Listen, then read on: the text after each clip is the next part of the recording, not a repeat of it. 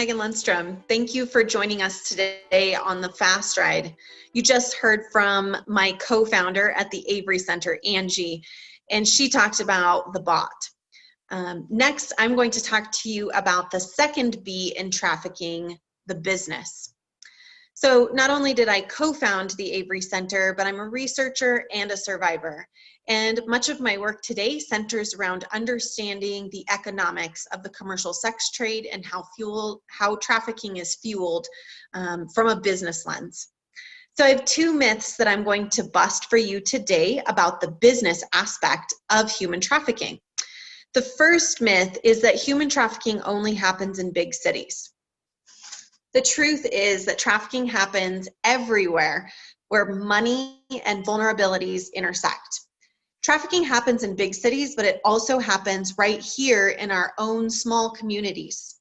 In fact, the myth that trafficking only happens in big cities actually helps exploitation in small communities flourish. So we need to bust this myth now. Trafficking also happens in communities that have experienced economic crises or natural disasters like hurricanes and forest fires. Now, the second myth that I want to talk about is that trafficking can be eradicated by arresting all the traffickers and rescuing all the victims. The truth is that arresting traffickers and holding them accountable and providing services for survivors to exit and escape are both really critical, vital components to responding to trafficking. We have to cut this industry off at its source, which is the demand.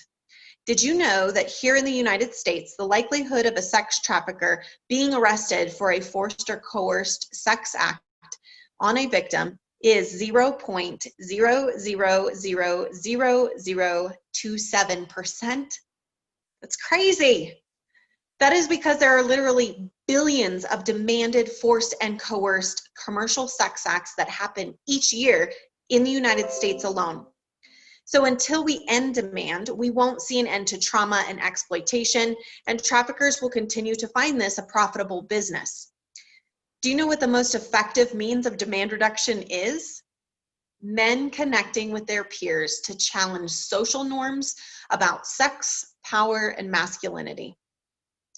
Now that you understand a little bit more about the business of trafficking, I want to challenge you to think about what peer groups you are a part of, and maybe if you've ever heard conversations that perpetuate stereotypes about prostitution or commercial sex, maybe jokes about strip clubs or illicit massage businesses.